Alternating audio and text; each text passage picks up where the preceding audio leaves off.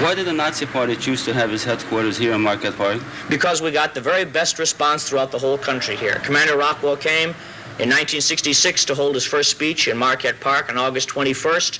The response from the white masses was so excellent that he decided that this is where National Socialism should take roots, and we followed his rule ever since and done very well. How many people, how many members do you have in your party here? We don't release the figures. It's roughly. No, I don't release those figures because, again, that can be used against us. Our enemies use whatever information they can to hurt our organization, and I'm not going to release any figures that would be detrimental to the progress of this organization. We count our strength in the white masses, not in our actual membership. In other words, in the strength that we can get from the average white working man. You have been in the news here in Chicago, and you had a number of court appearances, and also you will have a number of court appearances. Right. Do you feel that you're being hounded? Absolutely. By a certain... Absolutely. We are not allowed to speak in public.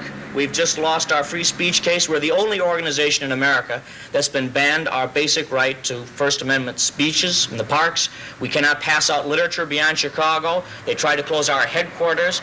We are constantly harassed by the police. Who's doing the harassing? The whole liberal Jewized system, this race-mixing system. And the only reason why is because we are fighting and winning for the white race here in Chicago. That's the only reason why they're fighting us as hard as they are. And they're losing, too, because we're gaining tremendous ground support from these white masses.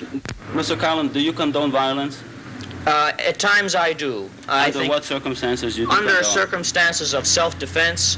If you are being attacked, then it is up to you to attack back with a far more ruthless force in order to win for your side. I condone any method whatsoever which helps to win for our white race. We take a position of not violence or nonviolence. Whatever wins for the white race is good. Now, tell me, why can't the blacks peacefully come to Marquette Park, the park itself, and sit down and have a picnic? Because they are a racially inferior minority being agitated by the communists to overturn white society. And they're focusing all their attention specifically on Marquette Park because we, as a community, have resisted far more than any other community in America, even more so than Boston or Louisville. Yeah. Reverend Edgar Jackson is the spokesman for the Martin Luther King Jr. movement, the group that led a number of marches into Marquette Park this summer. Well, the aims of our movement is to reinstitute justice in certain communities in this city. We feel that the constitutional rights of citizens have been violated in certain communities in reference to beatings, in reference to being harassed, molested, while using public facilities such as the thoroughways, streets, White Castle, and all these places. People have been attacked in certain communities. We honestly feel that it is un-American. America is made up of people of every ethnic background, of every nation and nationality of the earth. And we feel that this kind of stupidity can only breed a society that would be totally un-American. But isn't it true that, for example, racial violence occurs not only in Marquette Park, but all over the city of Chicago? What I have in mind is the recent incidents that occurred on 69th and Harvard during the big floods. That was a criminal act. It was a criminal act of a criminal-minded person who attempted to extort $10, as it was reported, from a stranded motorist who happened to be white. We deplore it. We went into that community, we had prayer. I was out all that night in water up to my waist as I returned from church. We rescued people of all races. And that incident, if I might add, the community people, little children, pointed out the culprit. And he is now in jail. Now, if he's found guilty, we hope he is punished to the fullest extent of the law. And we say that for all people, not only black or whatever. And it is ironic that in the Marquette Park area, in the Gage Park area, Rainbow Beach and Foster Avenue Beach, no white person has pointed a finger at the people who would beat or throw bricks or attack or shoot black people. And we're saying that people who have some kind of moral values or who claim to be religious people, Christian, Catholic, Jew, whatever they be, must stand up in these communities and point out the culprits, point out the criminals who are attacking American peoples, regardless if they are naturalized citizens, if they were born in America, whatever. If they're immigrants and don't even have their rights yet, they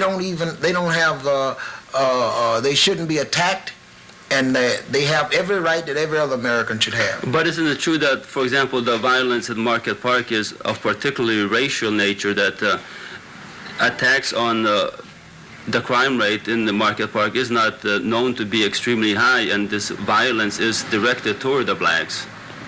The violence was definitely directed toward blacks. Doesn't that mean that there's also some underlying issues involved in the whole incident, not merely a random attack on black people?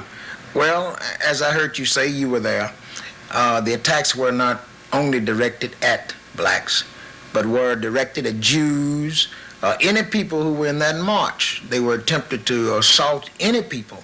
Now, not only Saturday, but if you would like to take a ride, I would go over there with you in that area now, because I'm not afraid. And we would be attacked or pointed out by some people, and they would throw bricks and bottles at us at this particular moment.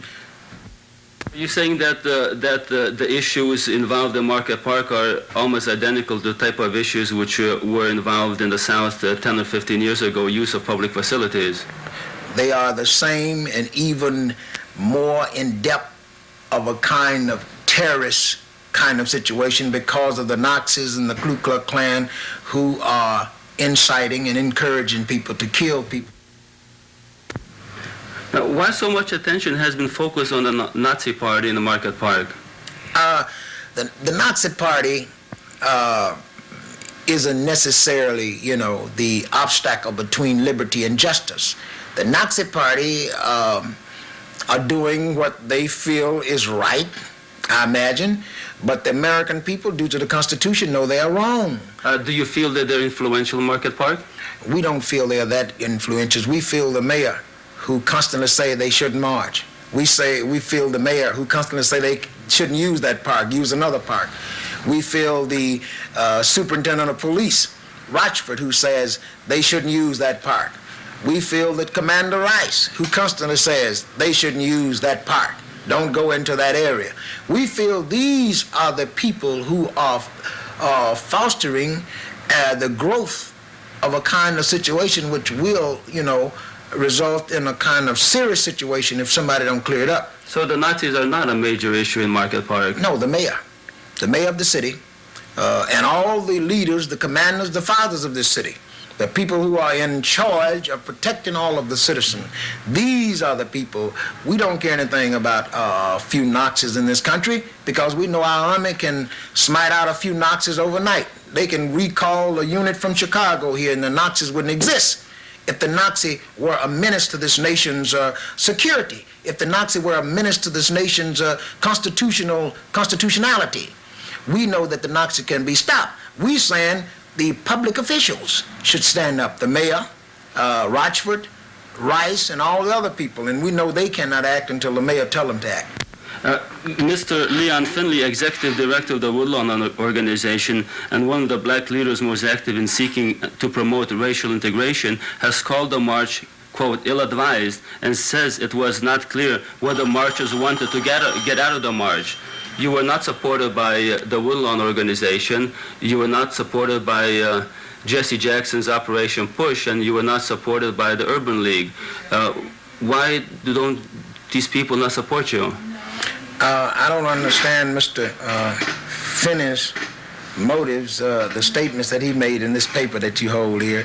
It's a Chicago Tribune. Right. The statements there. Tuesday, July 20th. The statements there are un-American, The statement that he made coming from a Negro. I don't know where he was born or raised, but those kinds of statements I wouldn't expect to come from an immigrant or a refugee. Now, I'm saying that an immigrant may come from Lithuania or Romania, where the Russians are pressing people and beating them behind the Iron Curtain. But what's wrong with immigrants?